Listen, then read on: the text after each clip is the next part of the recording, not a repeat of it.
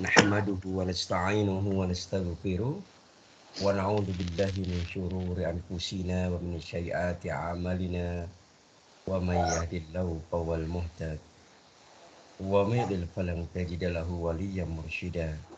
Asyhadu an la ilaha illallah wahdahu la syarika lah wa asyhadu anna sayyidina wa habibina wa syafi'ina wa maulana Muhammad wa ala alihi wa sahbihi ajma'in.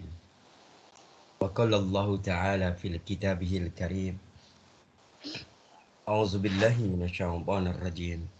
Summa awrasnal kitabal ladzi nastafaina min ibadina faminhum zalimun li nafsihi wa minhum muqtasid wa minhum sabiqun fil khairat biidznillah. Dzalika huwal fadlul kabir. Wa qala aizan lakinnal ladzina taqaw rabbahum lahum ghurafun min fawqiha ghurafun mayniyah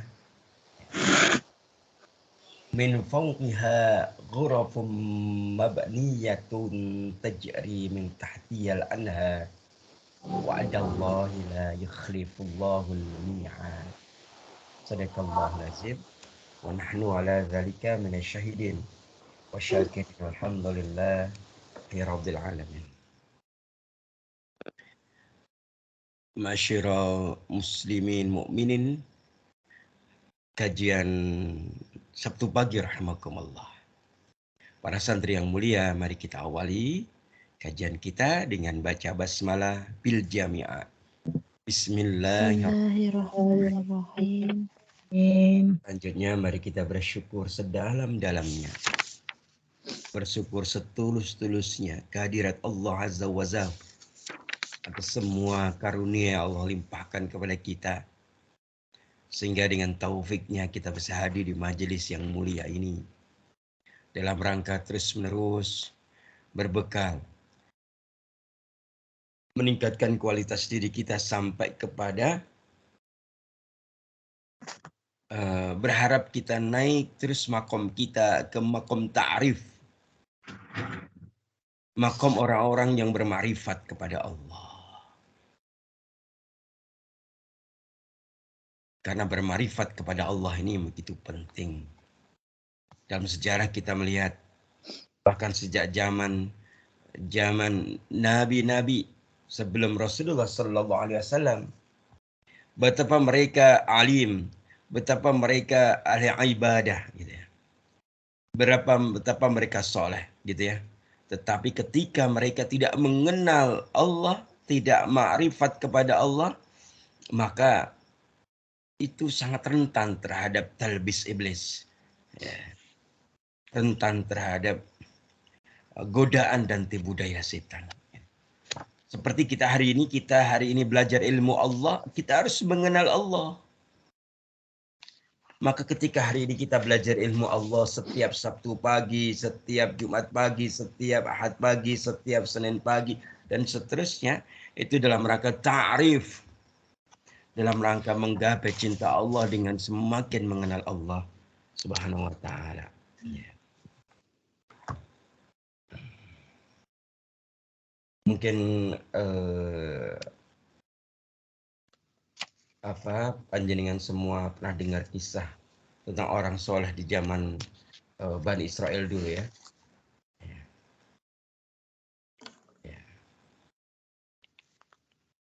Pernah? Belum, Ustaz. Pernah dengar tentang Balqis, seorang tokoh? Belum, Ustaz. Tokoh di zaman Bani Israel? Ratu Balqis itu. Oh bukan, ya. Belum, Ustaz saya. Oh belum ya, bukan Ratu Balqis ya. Ini adalah orang alim di kalangan, bukan orang alim, ahli zikir. Ahli zikir di kalangan Bani Israel, gitu ya. Ya, ahli zikir di kalangan siapa? Bani Israel. Ya. Balqis ini dia pagi, siang, gitu ya. Nah, gitu ya. malam terus berzikir kepada Allah Subhanahu wa taala. Tetapi dia tidak mengenal Allah Subhanahu wa taala. Dia pokoknya dia berzikir kepada Allah tapi tidak mengenal siapa yang dia sebut, siapa yang dia zikirkan. Maka ketika suatu hari ada kejadian yang menyebabkan dia harus dihukum di zamannya, dia harus disalib, kemudian mau dipenggal kepalanya, gitu ya. Maka saat itu ada iblis yang datang ya, kepadanya. Cuma saat itu iblis datang kepadanya dalam bentuk apa? Seorang asy-syekhul kabir. Seorang yang berjubah panjang, kemudian dia pakai sorban panjang gitu ya, berjenggot panjang gitu ya. Kalau di zaman dulu, di zaman nabi-nabi sebelum Rasulullah itu yang namanya iblis itu gitu ya, menjelma menjadi manusia yang seolah-olah menjadi orang yang soleh itu biasa.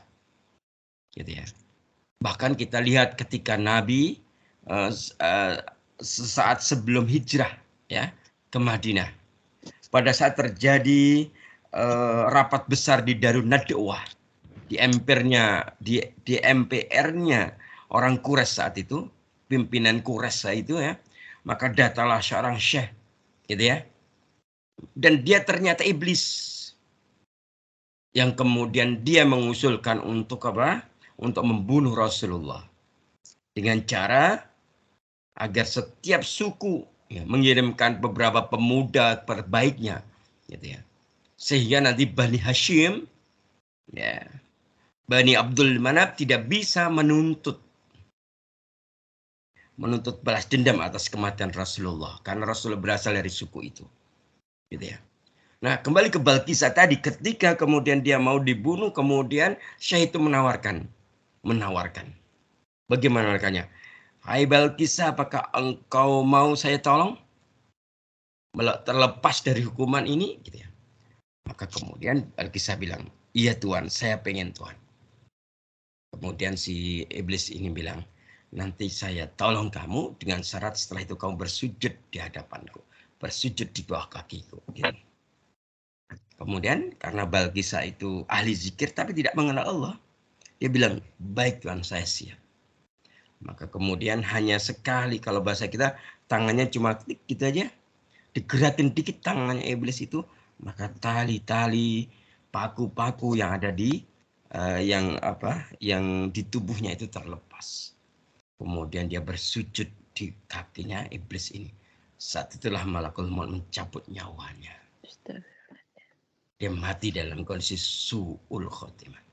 Itulah kenapa kita itu penting bahwa belajar ilmu Allah itu dalam rangka bermakrifat kepada Allah.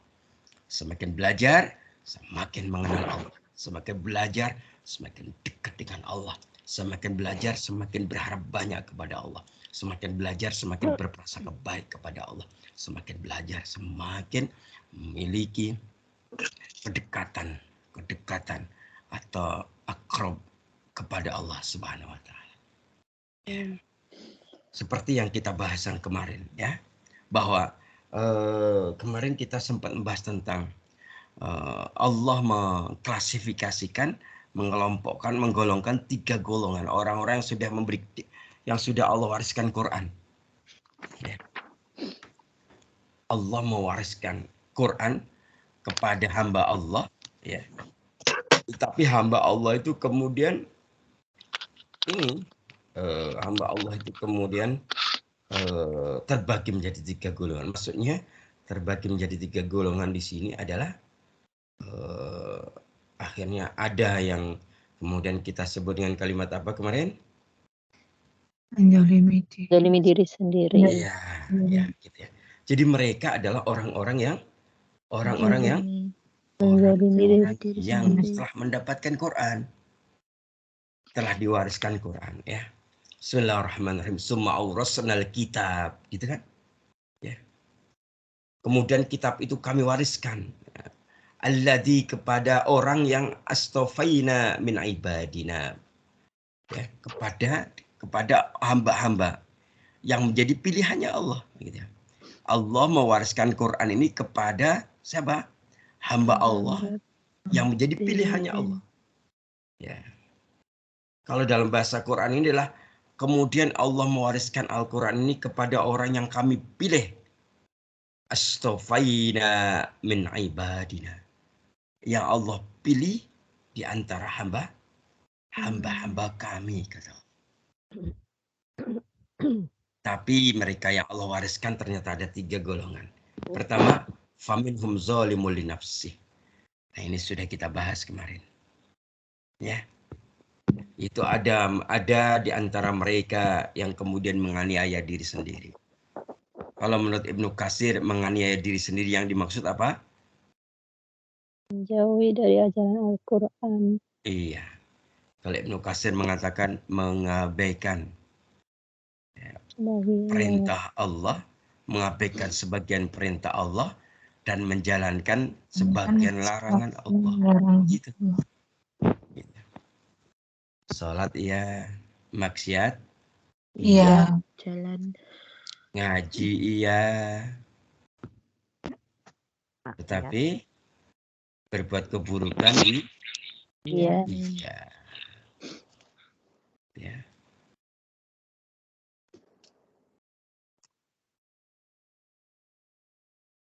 Punya guru tapi kadang Ngaji. mencela guru.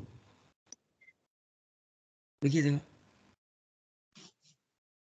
Dan begitu seterusnya ya.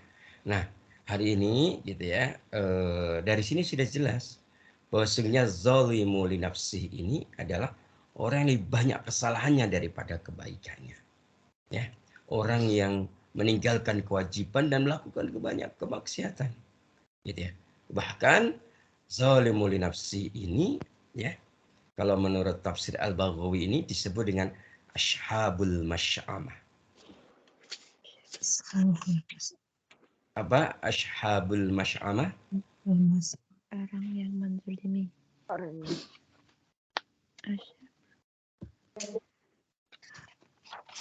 Termasuk apa? Golongan kiri ya, ashabul masy'amah. Ya. Nanti kita ada ayatnya yang terkait dengan itu ya. Nah, kita akan masuk penjelasan yang kedua ya, yaitu yang kedua apa? Muqtasidun. Golongan. Apa? Muqtasidun ya, yaitu golongan pertengahan. Kalau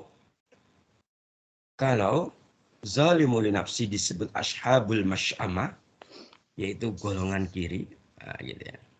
Dan alangkah celakanya golongan kiri, begitu firman Allah. Maka muqtasyidun, golongan pertengahan ini adalah disebut dengan ashabul maimanah. Ashabul maimanah. Ya, maka beruntunglah orang-orang yang ashabul maimanah. Kalau zalimul nafsih itu golongan kiri, maka muqtasyidun ini adalah golongan kanan. Golongan apa? Kanan. Golongan kanan. Gitu ya. Siapa mereka? Oh, yaitu orang-orang yang kebaikannya berbanding dengan kesalahannya. Atau dengan penjelasan yang lain, orang-orang yang banyak melakukan kewajiban, ya, kemudian menghindarkan diri dari perbuatan kemaksiatan. Gitu ya. Gitu ya. Bahkan ada keterangan pula muqtasid ini kan pertengahan ya. Orang yang melakukan kebaikan gitu ya, tetapi kadang masih melakukan perbuatan-perbuatan makruh. Makruh itu apa? sia-sia. Bila ditinggalkan tidak ada makruh. Perbuatan makruh itu apa? Ini bukan hukumnya makruh ya. Bukan hukum di fikih ya, hukum makruh enggak. Tapi dalam konteks perbuatan makruh itu yang dimaksud adalah perbuatan tercela. Kan itu ya. Perbuatan tercela. Maka dari sini sudah jelas bahwa sesungguhnya gitu ya, Mereka golongan muktasyid yang merupakan ashabul apa tadi? Asbabul maimanah. Ashabul Maimanah. maimanah. Maka nanti dalam penjelasan beberapa ulama ya, mereka yang masuk kategori ashabul maimanah ini, mereka nanti ya, mereka nanti akan mendapatkan apa? Hisab. Ya. Mendapatkan apa? Hisab. Hisab. Kalau dalam riwayat Imam Ahmad itu ada hadis dari Abu Darda, Rasulullah bersabda ya, bahwa sesungguhnya kalau orang yang zalimu li nafsih itu mereka mendapat rintangan sepanjang di mahsyar. Jadi selama berada di kehidupan padang mahsyar, berapa tahun itu? 1000 Pak. Jenengan tahu nggak hidup panjenengan di padang mahsyar? Kan pernah Ustadz sampaikan, diingat-ingat ya, 50.000 tahun. Itu hadisnya begitu ya. Tapi 50.000 tahun akhirat. Akhirat. Ya. Bagi mereka yang zalimu li nafsi, maka mereka akan menurut hadis Nabi tadi akan mendapatkan rintangan, akan mendapatkan masalah, akan mendapatkan halangan, musibah sepanjang kehidupannya di padang mahsyar. Sampai Allah menghapus kesalahannya karena rahmatnya Allah. Gitu ya. Padahal di mahsyar itu kan gak ada pertolongan. Kecuali pertolongannya Allah. Kalau kita sengsara-sengsara di dunia masih ada saudara kita ya. Yang masih empati, simpati sama kita. Tapi kalau sudah di padang mahsyar, pripun? Kita mau minta tolong siapa? Allah sudah memberikan azab. Kan itu. Itu zalimul nafsi. Sedangkan muktasyid, kata Nabi, muktasyid ini mereka itu akan dihisab dengan hisab yang ringan. Kalau bahasa Nabi apa? Hisaban yasiro, ya. Hisaban yang ringan, yang mudah. Jadi seperti itu, ya. Maka hadirin yang dimuliakan Allah Subhanahu wa taala, dari sinilah kita semakin paham, ya, bahwa kita harus berusaha berada di posisi yang posisi yang paling terbaik tentunya, kan itu kan. Jadi golongan ini mereka sudah mendapatkan Quran. Mereka bukan belum mendapatkan keterangan dalam Quran, sudah. Tetapi mereka itu terbagi tiga ini. Padahal yang mendapatkan Quran itu siapa? Orang-orang terpilih di antara hamba-hamba Allah. Nah, menurut panjenengan nih,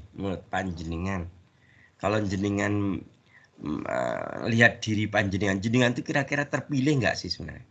Insya Allah terpilih. Kok pede banget? Ya pede harus. Allah izinkan di sini. Iya. Ucapan adalah doa. Kan pede. Ayo. Ucapan adalah doa, Ustaz. Iya. Karena apa? Ya kita itu kalau nasihat siapa? Yahya bin Mu'adz itu sesungguhnya harapan, ya, sesungguhnya harapan terbaik itu, harapan terbesar dan harapan paling utama itu adalah kita berharap kepada Allah. Dan sesungguhnya prasangka yang terbaik itu kita prasangka baik kepada Allah. Gitu. Maka kalau kita hari ini kok sampai hari ini masih ikut kajian, walaupun yang hadir baru 32 dari 45, ya kan? Mesti ada yang tidak hadir. Padahal nggak nyampe satu kelas kan? 45. Selalu ada yang tidak hadir. Kalau tak hadir, ada juga yang sambil aktivitas. Walaupun ada yang duduk manis, ada yang apa? Ada yang tumak nina, ngaji benar, di dekatnya ada Quran, begitu. Kan kita buka Quran. Nah, dari sini mungkin kita lihat Akhirnya aku itu di mana atau posisiku kan itu. Dan yang ketiga golongan terbaiknya apa? Kalau dalam Al-Quran tadi kira-kira apa golongan terbaiknya? Orang yang lebih dahulu berbuat Iya kebaikan. betul sekali ya. Kalau dalam ayat ini yang terbaiknya adalah apa? Orang yang Kalau lebih dalam surat dahulu. apa? Al-Fatir, surah Fatir kedua tadi apa? Yang ketiga, wa minhum sabikun bil khairat biiznillah. Ya. Nah, yaitu siapa? Mereka yang lebih dahulu berbuat kebaikan bismillah atas izin Allah. Nah, gitu ya. Nah, sekarang dibuka ya. Oke, baik. Sebelum dibuka ayatnya, kalau tadi ditegaskan ya bahwa gitu ya, bahwa mereka yang sabikun bil khairat ini mereka yang lebih dahulu berbuat kebaikan, yaitu orang-orang yang kebaikannya amat banyak dan amat jarang berbuat kesalahan. Bahkan zalimul linafsi disebut ashabul masy'amah, muqtasyid dengan ashabul maimanah, sedangkan sabikun bil khairat disebut apa dalam Quran?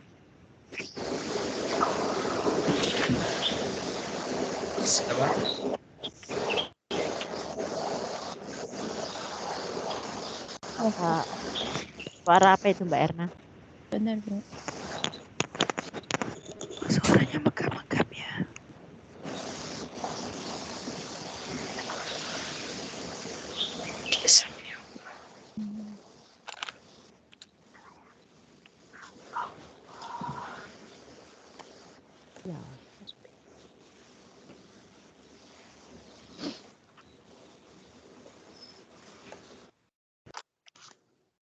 Sampun ya. Oh, yang agak noise tadi tempat Ibu Tumia Tiningse ya. Baik, selanjutkan. Yang lainnya boleh dibuka mood-nya kalau tidak berisik ya. Biar nanti kalau kita bisa dialog ya. Ya. Baik. Jadi kalau zalimun nafsi itu disebut apa? Ashabul Zabul, masy'amah. Mas'amah. Golongan kiri. Kemudian muqtasyidun disebut dengan ashabul Ashabul maimanah. maimanah. Golongan Kanan. kanan. Kanan. Sedangkan sabikun bil khairat adalah ya disebut dengan al-muqarrabun ya. Nah, sekarang di bawah ayo dibuka semuanya Qur'annya, ayo. Surat Al-Waqiah. Ya. Surat keberapa Al-Waqiah itu? 56. Ya, ayat 7 sampai 12. Ayo. Dibuka semuanya, kemudian salah satu membaca. Ya, ayat 7 sampai 12. ya. Enggak di bawah. Yang lain menyimak ya.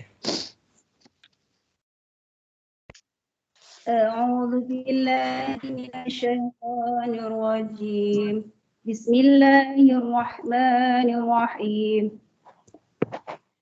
وكنتم أزواجا ثلاثة فأصحاب الميمنة ما أصحاب الميمنة وأصحاب المشأمة ما أصحاب المشأمة والسابقون السابقون أولئك المقربون في جنات النعيم. Sampai ayat berapa Ustaz? 12. 12 gitu. Ya, sudah cukup. Ya, sekarang baca artinya. Dan kamu menjadi 3 golongan, yaitu golongan kanan. Alangkah mulianya golongan kanan itu, dan golongan kiri alangkah sengsaranya golongan kiri itu. Dan orang-orang yang paling dahulu beriman, merekalah yang paling dahulu masuk surga. Mereka itulah orang yang dekat kepada Allah, berada dalam surga kenikmatan. Allahumma arhamna bil Qur'an.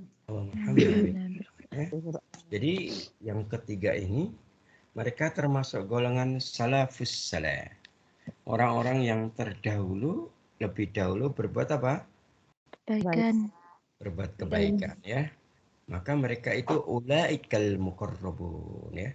Wassabiqunas sabiqun ulaika Muqarrabun. al-muqarrabun ya. Fi jannatin na'im. Nah, itu ya. Mereka. Bagaimana kondisi mereka? Bagaimana kondisi para salafus saleh, orang-orang yang terdahulu melakukan melakukan kebaikan. Kebaikannya sangat banyak itu kenapa? Mereka lebih banyak apa? Mereka lebih banyak menggunakan waktunya untuk apa? Kebaikan. Iya, mereka lebih banyak menggunakan waktunya untuk apa? Untuk perkara-perkara yang diridhai Allah.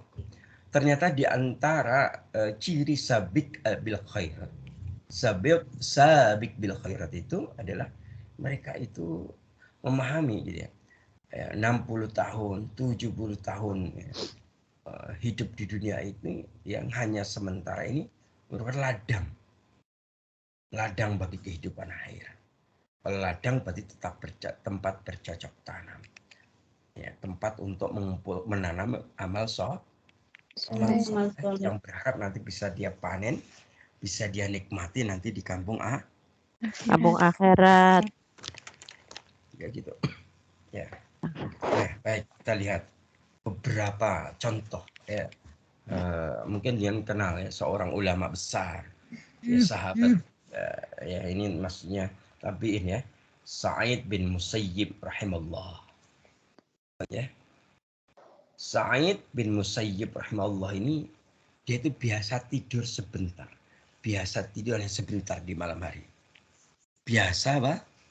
Tidur sebentar di malam hari. Ya, kalau kita biasa tidurlah lama. Lama. Bedanya gitu, sedikit bedanya kan? Cuma sebentar sama lama. Ya. Kalau Sa'id bin Musayyib ini biasa tidur hanya sebentar di malam hari. Setelah itu dia bangun.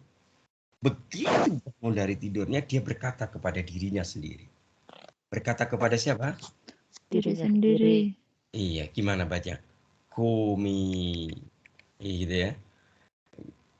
Gitu ya. Kumi ya ma'wa kulli syarrin gitu. Apa artinya itu? Kumi ya ma'wa kulli syarrin. Bangunlah wahai diri yang merupakan tempat tinggal semua keburukan gitu. Dia ngomong begitu, padahal dia ulama besar. Bangun tidurnya sedikit, setiap bangun dia bilang kumi ya ma'wa kulli syarrin gitu. Nah, gitu. Bangunlah wahai diri yang merupakan tempat tinggal syarrin, tempat tinggal semua keburukan. Wallahi, demi Allah, la tanamina hatta al-fajr. Demi Allah, kamu jangan tidur lagi sampai fajar. Gitu. Gitu. Akhirnya dia apa? Dia itu akhirnya dia itu iqamul lail, dia menghidupkan malam-malam. Malamnya hidupkan. Kan itu kan. Ya, malam-malamnya dihidupkan kan itu. Gitu ya. Jenengan pernah mungkin jenengan pernah apa namanya? Apa ya? Pernah dengar ya atau pernah mendapatkan keterangan mengenai apa namanya hakikat malam hari? Pernah nggak nih? Ya.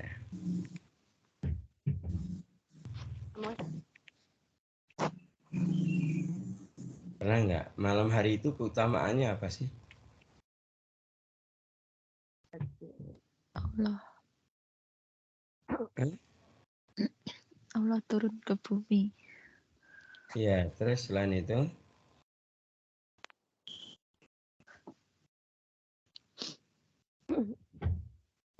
Apa lagi?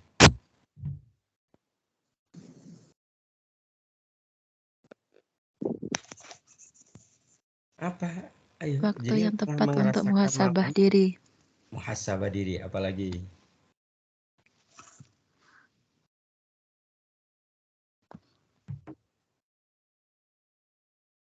Napa malih? Pokoknya belum sampai kepada jawaban yang Ustadz ini Ustadz bilang no malih, yuk. Apa hakikat malam hari itu? Jadi kita ingin belajar dari Sa'id bin Musayyib ini loh.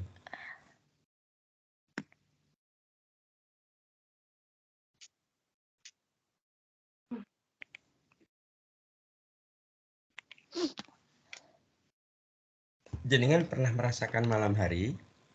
Pernah. Nah, jenengan itu Dan tiap hari. merasakan malam hari ini yang jenengan rasakan apa? Ketenangan. Ketenangan. Kenangan. Terus apa malih? Ya.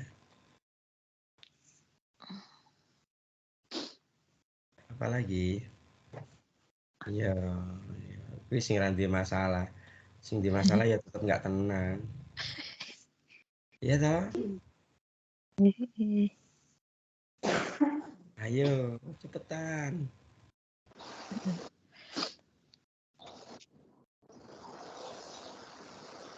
Apa?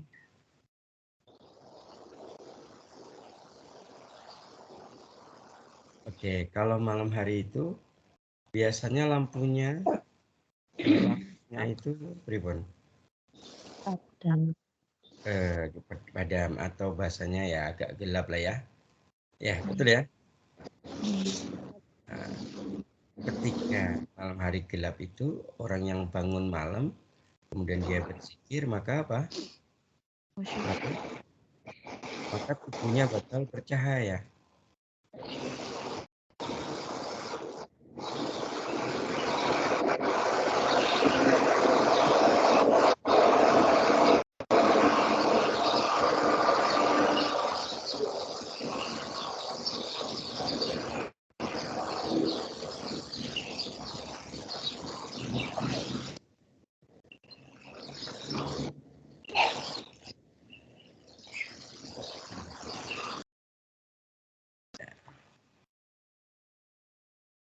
Ya, bisa lanjutkan ya.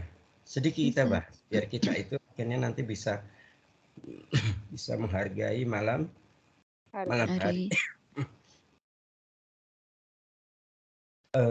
Ada keterangan ya. Ini sebenarnya apa namanya bahasanya apa? Apa ya? Ada kajian ya. Ada kajian di sebuah kampus di Jerman. Namanya Universitas Teknik Dortmund ya. Ternyata ya, ada kajian di sana. Dari kajian tentang malam hari disimpulkan bahwa otak manusia itu ya, bekerja dengan kemampuan paling tinggi di waktu gelap, khususnya di malam hari. Ya. Apa tadi kesimpulannya apa? Otak manusia bekerja dengan kemampuan paling tinggi di waktu gelap, khususnya di malam hari. Nah ini kesimpulan ini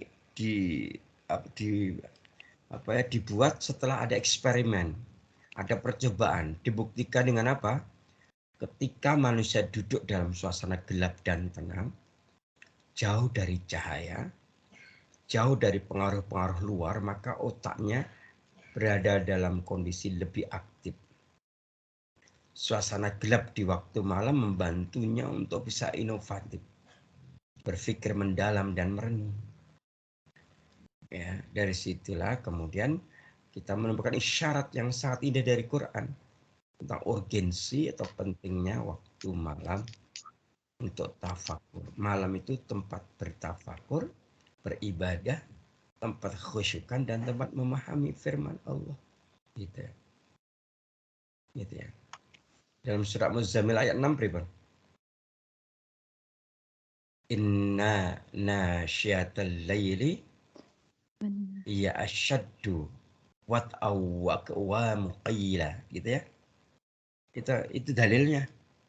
Sungguh bangun malam itu lebih kuat untuk mengisi jiwa dan bacaan di waktu itu lebih berkesan. Ya, oke baik. Kita kembali ke siapa tadi? Sa'id Sa'id. bin Musayyib. Itulah yang dia lakukan begitu. Gitu ya.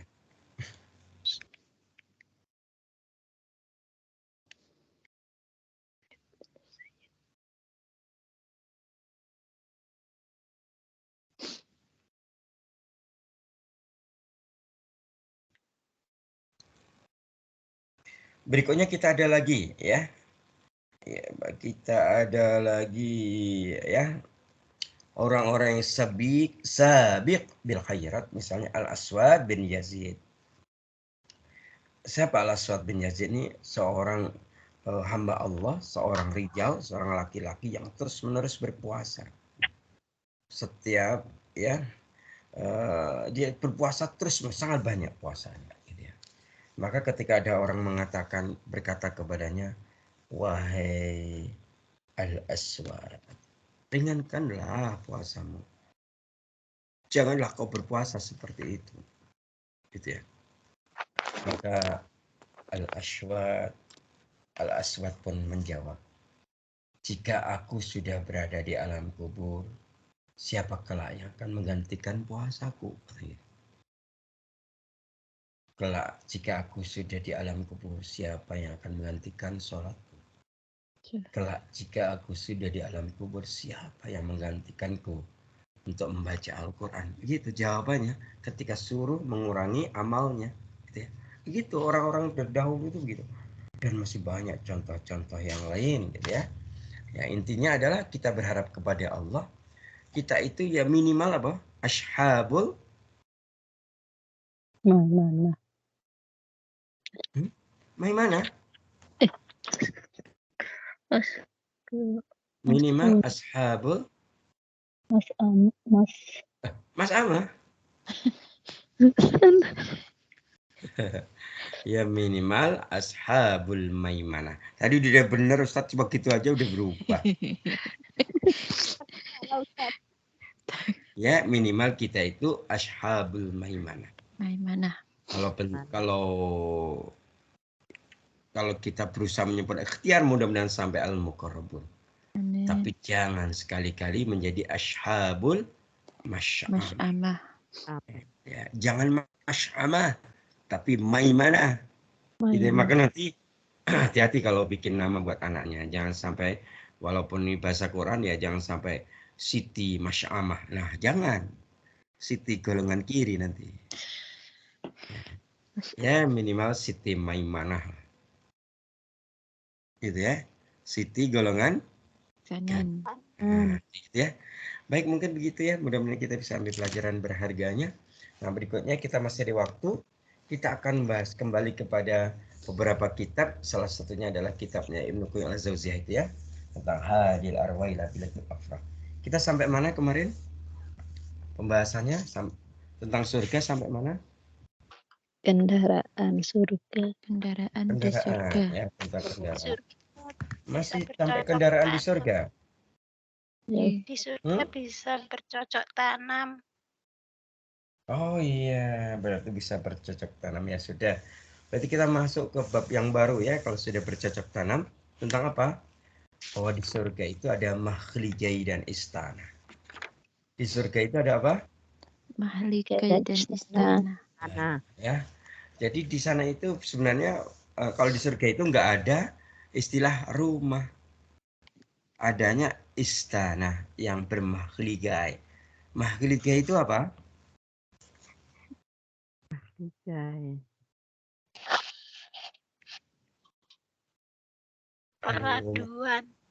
Peraduan atau pelaminan. Iya, betul sekali. Masa mahligai aja nggak tahu. Jadi, gitu ya.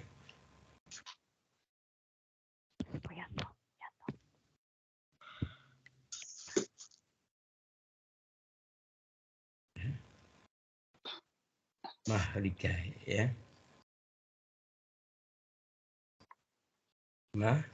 Mahligai. Ya. Jadi di surga itu ada mahligai. Ya. Ya.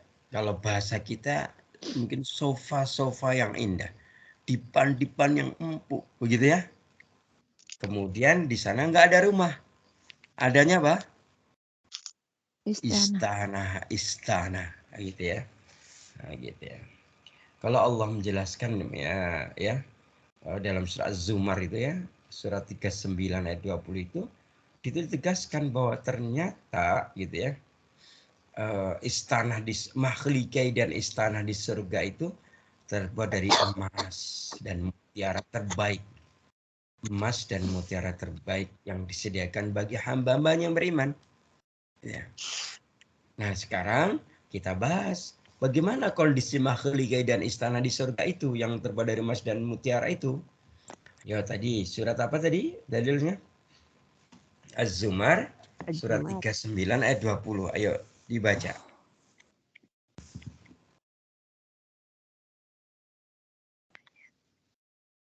Monggo. Yang kondisif tempatnya nggak perlu di-mute, langsung membaca. Kalau tidak begini ya.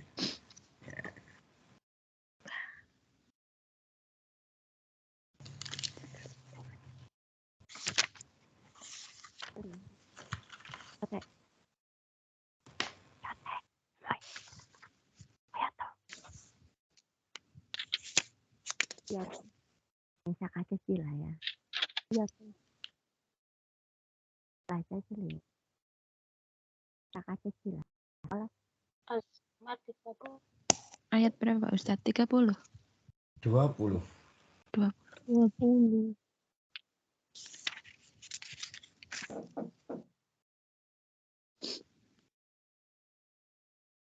A'udzu billahi minasyaitonir rajim. Bismillahirrahmanirrahim. Lakinnal ladzina taqaw rabbahum lahum ghurafun min fawqiha ghurafun mabniyah min fawqiha ghurafun bainiyatun tajri min tahtihal anhar. Wa'dallah la yukhlifullahul mi'ad. Tetapi orang-orang yang bertakwa kepada Tuhannya, mereka mendapat kamar-kamar di surga, di atasnya terdapat pula kamar-kamar yang dibangun bertingkat-tingkat, yang mengalir di bawahnya sungai-sungai. Itulah janji Allah. Allah tidak akan memungkiri janjinya. Allahumma rahmna bil Quran. Allahumma bil Quran ya. Hadirin yang dimuliakan Allah Subhanahu wa taala. Di situ ada kata apa? Ghuraf. Ada kata apa? Ghurafun. Ghuraf atau ghurafun ya. Bahkan di situ dikatakan lahum ghurafun min fawqiha ghurafun gitu ya. Bahwa di atas ghuraf ada ghuraf. Di atas ghuraf ada Huruf. Jadi gambarannya begini yang di surga itu ya. Kita itu kalau sudah bahas kayak gini sambil bayangin kita di dalamnya gitu loh ya. Nggih. Bayangin gitu ya.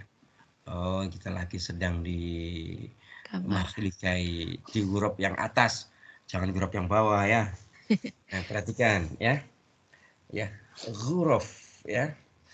Jadi di sini Allah menggambarkan kepada kita bahwa sesungguhnya di atas ghuraf itu ada ghuraf yang lain. Ya. Di mana ghuraf di sini kan ghuraf di sini tadi tempat-tempat yang tinggi ya. Bahwa ada tempat-tempat yang tinggi dan di atasnya lagi juga ada tempat-tempat yang lebih tinggi lagi. Di mana tempat-tempat yang tinggi yang kemudian disebut ghuraf itu bentuknya adalah bangunan. Bentuknya apa? Bangunan. Ya. Bentuknya adalah bangunan, ya. Ya. Bahkan ada yang menjelaskan ya bahwa ghuraf yang dimaksud adalah tempat yang tinggi yang sebagian berada di atas sebagiannya lain hingga seakan-akan ia bisa dilihat dengan mata kepala. Ya. Bahkan kemudian di situ ada kata apa? Lahum ghurafun min fawqiha ghurafun mabniyatun. Ya, ada kata apa? Mabniyatun. Dibangun Mabniyatun itu artinya bertingkat. Mabniyatun itu kata sifat ya. Kata sifat dari huruf yang pertama dan huruf yang kedua. Artinya apa? Ternyata di surga itu ada istana-istana yang tinggi, yang di atasnya juga ada istana yang tinggi. Nah, jenengan pernah dengar nggak cerita? Nah, cerita lagi nih tentang kaum Ad yang rajanya ada seorang raja ya yang dia itu bikin raja ini dia bernafsu ya untuk apa? Membuat surga di dunia, ingin menyaingi surganya Allah di akhirat. Pernah nggak dengar kisah itu? Belum, Ustaz. Belum ya. Jadi dulu itu ada raja namanya Raja Ad ya. Nah, ini berarti masih di golongan apa? Bani Israel. Kenapa kok kebanyakan kisah dari Bani Israel? Kenapa? Karena mayoritas para nabi dan rasul itu dari Bani Israel. Mulai dari siapa Bani Israel itu?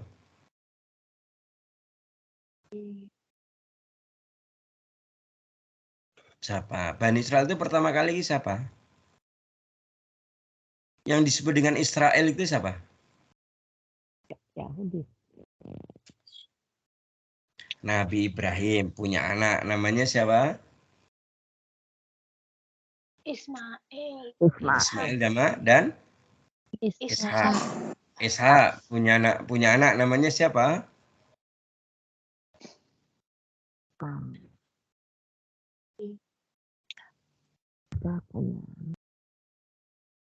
Siapa bapaknya Yusuf? Siapa namanya? Ya. Yakub. Yakub. Jadi nggak nampun kesukaan gitu kok ya, atau pura-pura lupa ya. Jadi ada dua. Ishak ini ada dua anaknya, Yakub sama Ish. Ish kemudian menjadi bangsa yang melanggar perintah Allah, salah adalah Romawi, dan kalau Yakub menjadi bangsa yang kemudian dikenal Bani Israel. Kita lihat itu kalau dari Ismail kan cuma siapa? Dari Ismail kemudian sampai kepada Rasulullah sudah.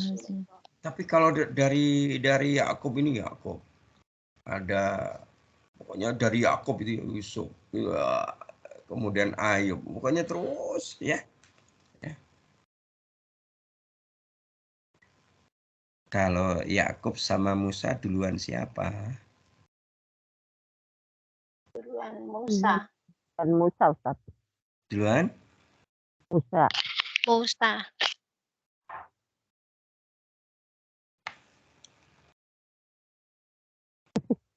Berarti anu dong, Mesirnya Yusuf itu setelah Mesirnya Fir'aun ya?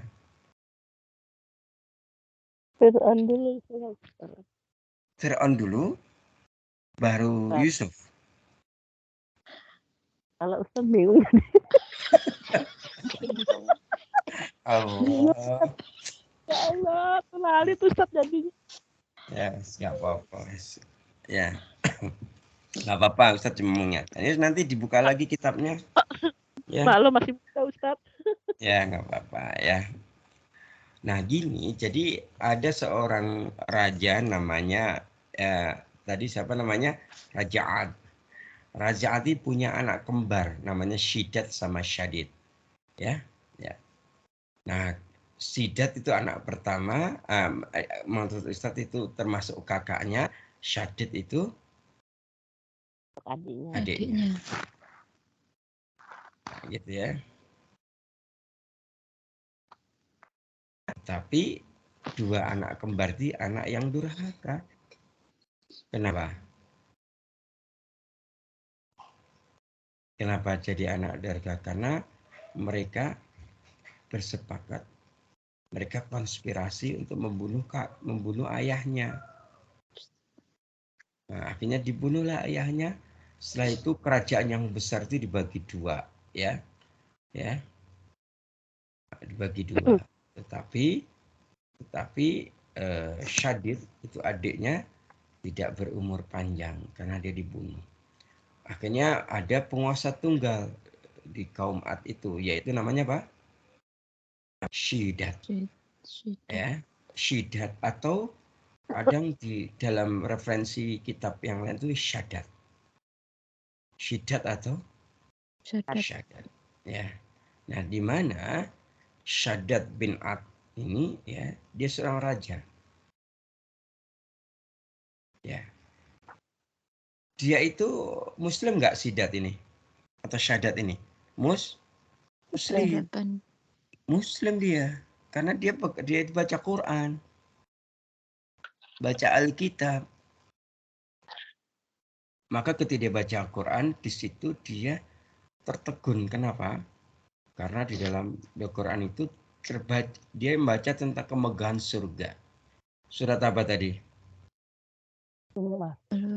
Az-Zumar Ayat 20. 20. Setelah itu baru dia punya keinginan untuk bikin surga di bumi. Ya. Dan dia tidak ingin kalah dengan kemegahan surganya Allah. Gitu ya. Kok bersaing kok dengan Allah? Kira-kira itu pikirannya gimana ya? Tapi bisa juga sih kalau kayak gitu ya. Salah satunya di sini kalau dalam Quran itu ya karena kesombongannya. Gitu ya. Maka akhirnya si Syadat ini mengumpulkan banyak sekali orang ya, mengumpulkan semua raja-raja di bawah kekuasaannya dan kemudian mengatakan bahwa aku ingin bangun surga di bumi seperti surga yang digambarkan Allah dalam Quran, gitu. Akhirnya dia mengumpulkan 300 lebih 300 lebih arsitek, 300.000 lebih tukang ya. Kemudian dia mengumpulkan emas dan perak dari seluruh wilayah kekuasaannya. Kemudian dia mulai membangun surga.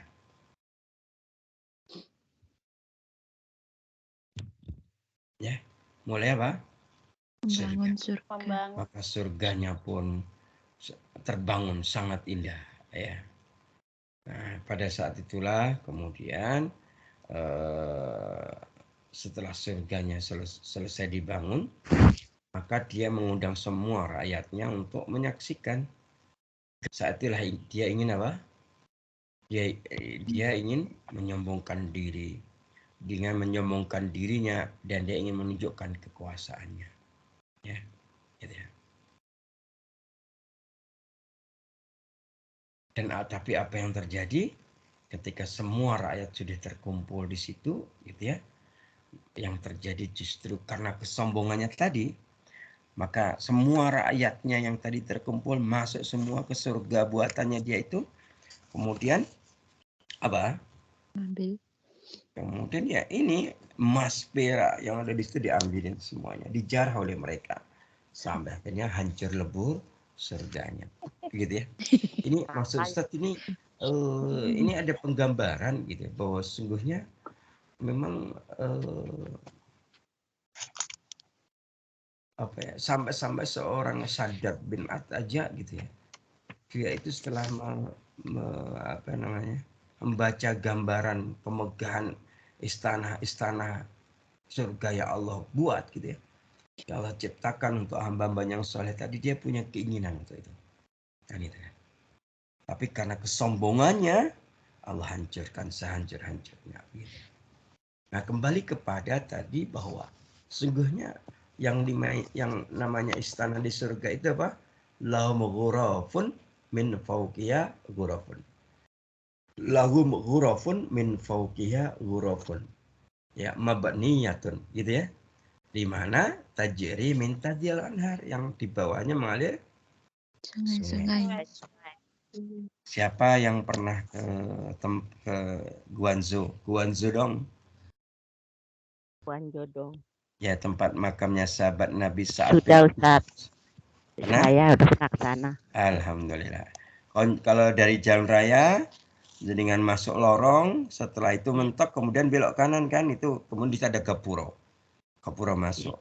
Iya, Ada lorong ya. Nah, Iya. nah itu sebelah kirinya gapura ada tulisannya. Tulisannya gimana? Nggak tahu, saya nggak baca. Ada Arab, tulisan Arab di situ. Angkat Arab ya teman waktu itu kan. Iya. Ghurfatu Ibnu Waqqas, gitu tulisannya di situ. Oh iya, Ustaz. Ya, ghurfah. Jadi ghurab itu ghurfah, ghurfatun. Ghurfatun itu kan artinya kan sebenarnya kamar atau ruangan gitu ya. Gitu ya. Nah, jadi hadirin yang dimulakan Allah begitu ya. Jadi kita dapat penggambaran bahwa yang namanya surga itu lahum ghurafun, terus min Huruf. fauqiha ghurafun mabniyatun gitu ya. Jangan lupa itu. Maka ada hadis riwayat Bukhari ya, Rasulullah sallallahu alaihi wasallam bersabda, innalil mu'mini fil jannati la khaymatan min lu'lu'atin wahidatin mujawwafatin tuluha sittuna milan lil mu'min fiha ahluna yatufu alaihim al-mu'minu fala yarba'duhum ba'dan. Sungguhnya bagi orang yang beriman di surga itu disediakan istana dari satu mutiara yang berungga. Disediakan istana dari Satu yang berunggah. satu mutiara yang berungga. Di mana panjangnya istana itu 60 mil. 1 mil berapa? Berapa kilo 1 mil itu? Ibu. Pak. Hmm? 1 mil. Ya, ada yang menyampaikan 1,25 kilo ya. 1/4 kilo. Berarti istana dari mutiara itu panjangnya adalah berapa? 70 kilo. Jenengan kalau punya rumah panjangnya 70 kilo, gimana jenengan bayangin? Nggak terbayangkan, Ustaz. Sekarang aja rumahnya. Iya. Enggak sampai-sampai. Masya Allah, kok punya rumah kok panjangnya 70 kilo. Sekilo aja pandangan nggak nyampe. Lah iya. Ya, jangankan 1 kilo Bu, 300 meter, 400 meter aja kelihatan ya. Gede itu ya. Jadi Allah itu menyediakan istana dari mutiara yang berungga yang panjangnya 70 kilo. Dan di dalamnya terdapat pelayan-pelayan. Pelayannya banyak. Pelayan itu mengelilinginya, tetapi misalnya tidak bisa melihat sebagainya. Jadi pelayannya ribuan mengelilinginya, tetapi mereka tidak saling melihat. Tidak bisa melihat. Yang bisa melihat adalah diri kita. Kenapa? Kan diri kita udah masuk ke surga. Amin ya rabbal alamin. Baik hadirin sekalian, ya pokoknya kalau kita udah bicara surga itu kita bayangin yang indah-indah ya. Bayangkan yang baik. Ya, terus bagaimana kalau sudah di dalam istana ini? Bagaimana keadaannya? Bagaimana penampilannya? Bagaimana celaknya? Bagaimana wajahnya? Ya. Berapa tingginya? Terus mereka itu ngapain di situ ya? Dan sebagainya ya. Pengen tahu tidak? Pengen Ustaz. Ya, kalau pengen tahu jangan lupa tetap stay di sini. Kita insya Allah lanjutkan si Sabtu depan insya Allah. Sudah 1 jam lebih 28 detik ya. Cepet amat Ustaz. Ya, alhamdulillah ya. Ya Allah. Mungkin begitu untuk ini karena setelah ini Ustaz langsung ini nih rapat dengan provinsi ya. Ini para dai tingkat provinsi Jawa Tengah ya. Ustaz akhiri kita bersama-sama dengan hamdalah dan doa kafaratul majelis. Alhamdulillah. Alhamdulillahirabbil alamin. Bihamdika asyhadu an la ilaha Bihamdika illa anta astaghfiruka wa atubu ilaik. afu minkum fastabiqul khairat bila sabilil haq. Assalamualaikum warahmatullahi wabarakatuh. Waalaikumsalam warahmatullahi wabarakatuh. Terima kasih. Jazakallahu khair Ustaz. Mudah-mudahan Ustaz sehat.